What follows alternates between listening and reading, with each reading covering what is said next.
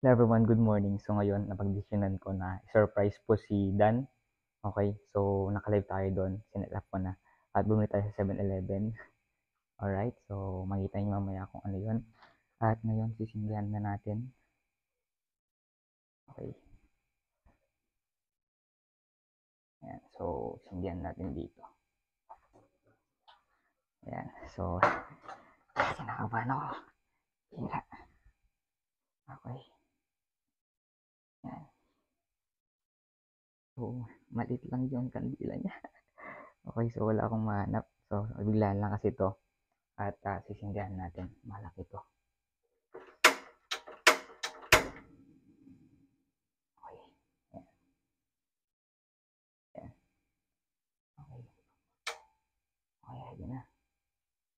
So,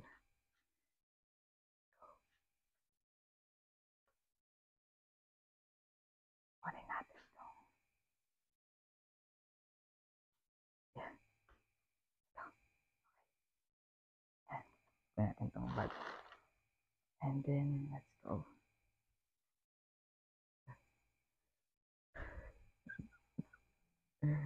Okay.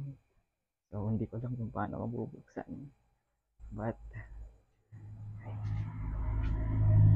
ito. Ano yung kasama yun?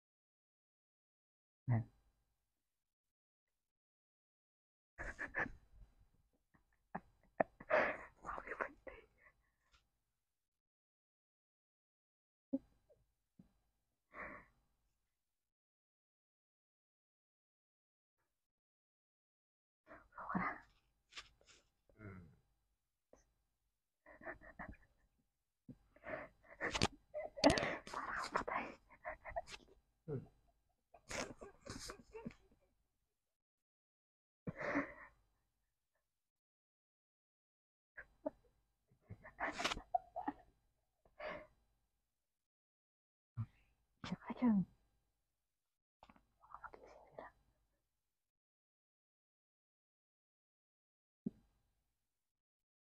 Alright.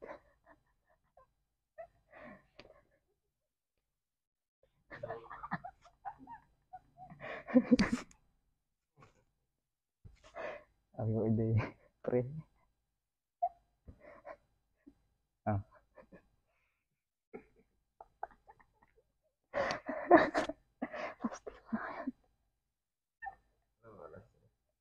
Basta.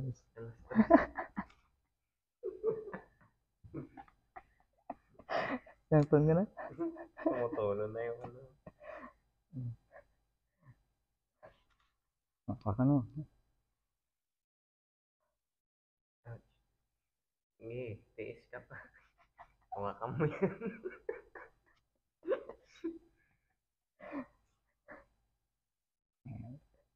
Aray, aray. Tapos nasunog ko ng higaan. Blow ka na. Busy ko muna. Ay, ko lang. Ano ba? Miss ko po. Sana umulan ng formil.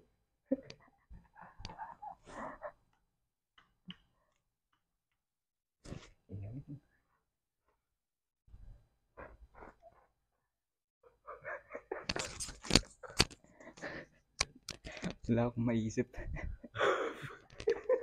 Hindi ko maiipan.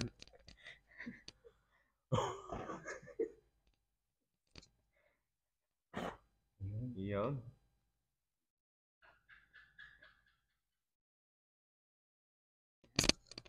Okay. Okay. So, naisip ko lang kanina. Dito, wala ako sa 7-Eleven. Wala akong maano kanina.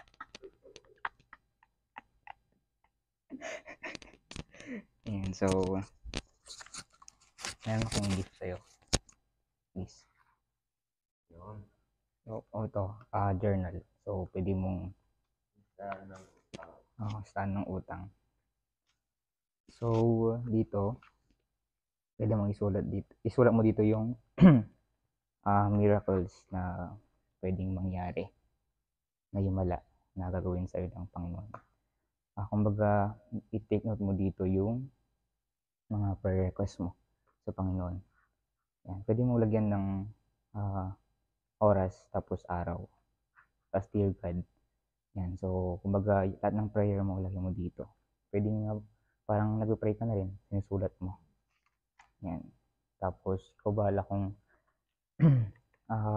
papakita mo siya na yung himala ng Panginoon nangyari. Kumbaga may date, tapos after a year, parang nangyari siya. So, ito inspired by Vansh Oikwaki. So, merong vlog or podcast si sino yan? Si Tony. Pwede mong panoorin yun. So, para makakapan ka. Makita mo yung tawag dito. Yung miracle nangyari.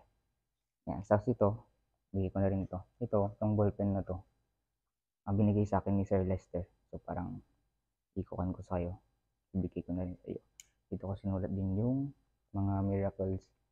So, nag-write na rin ako ng mga request ko sa Panginoon na sana kumbaga gumawa ng himala ng Panginoon. Yan. So, ito. Pwede mong ipakita sa akin after a year or pwede rin hindi. So, nakatago lang siya. Yan. So, pagpasensyahan mo na. Yung cake natin, guys. Tapos wala tayong walang mainit. Wala sa 7-Eleven. So, budget lang. Kasi, yan. Siyempre alam mo na madami tayong responsibility.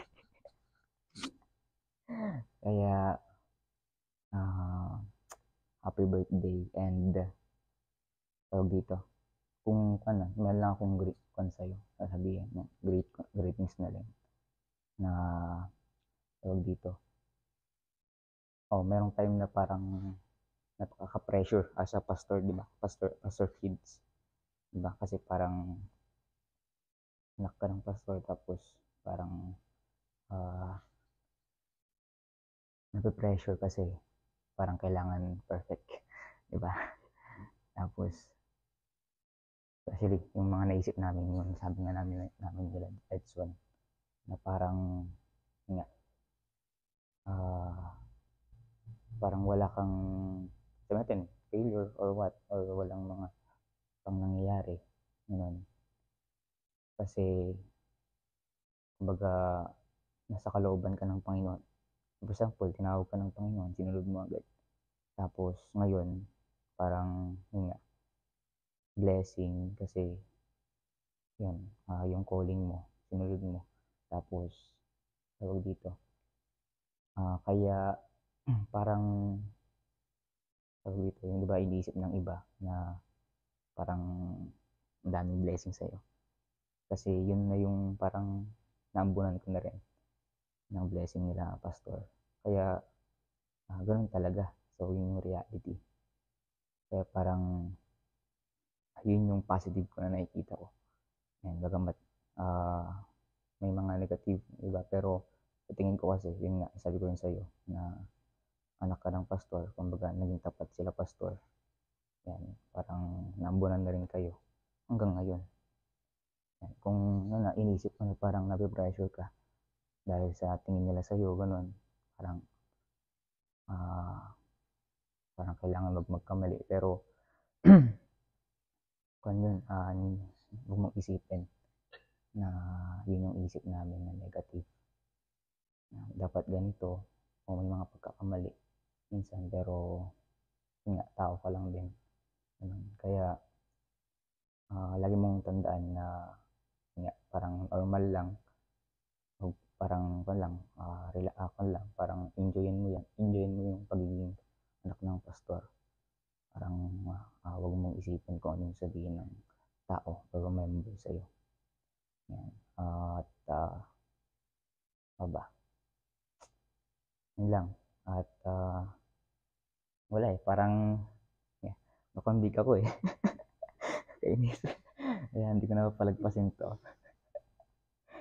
Yan.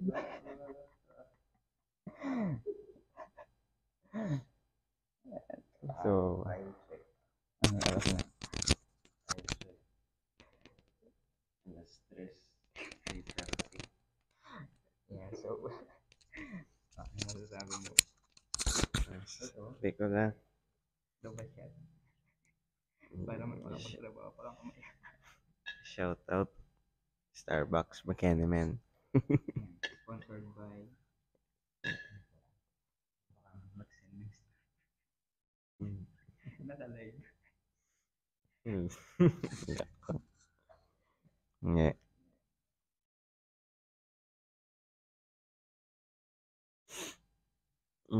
Hindi ko na in-expect. Hindi ko to, lakas talaga ng trip mo ngayon na.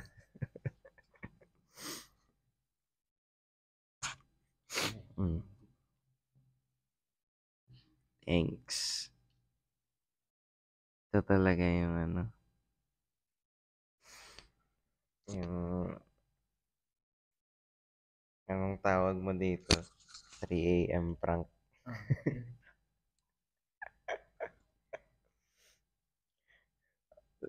Kanina, akala ko nananaginip ako. Sabi ko, ba't ganito yung panaginip ko? Parang totoo.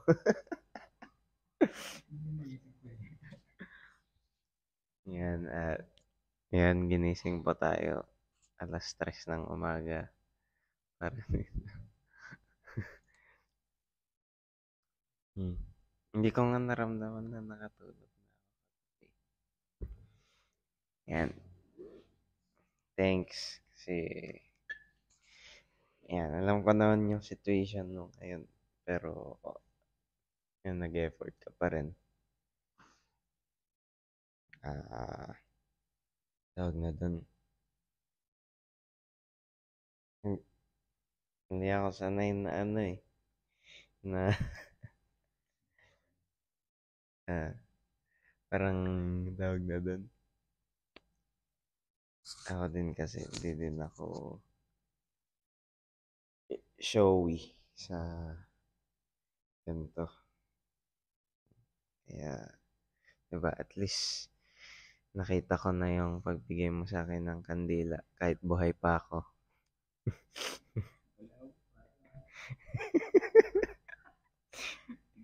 Kawawa yung cupcake. Yung butas.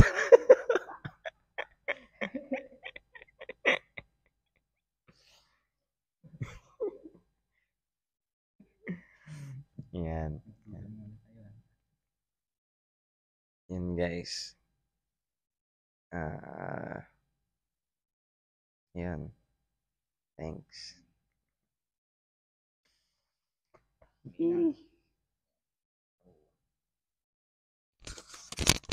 Success. So, yun. Kanina ko tag dito. Basta yun. Ang saya. Okay, so, Parang gusto ko talaga gawin na bulabugin sila nun sa loob. pwede rin. Umiilik pa. Yan, so, pinapatulog ko muna sila. Kasi, wala tayong budget. Sorry. Sarap ng dalawa. Okay, so, thank you for watching and, yeah, so success yung ating prank. Joke lang. Surprise kay Dan. Ilang taon ka na? 19. 19. So, uy. Okay. So, 19. So, yan. Don't forget to send star. Joke lang. At, God bless. See you. Alright, so naka-live din tayo.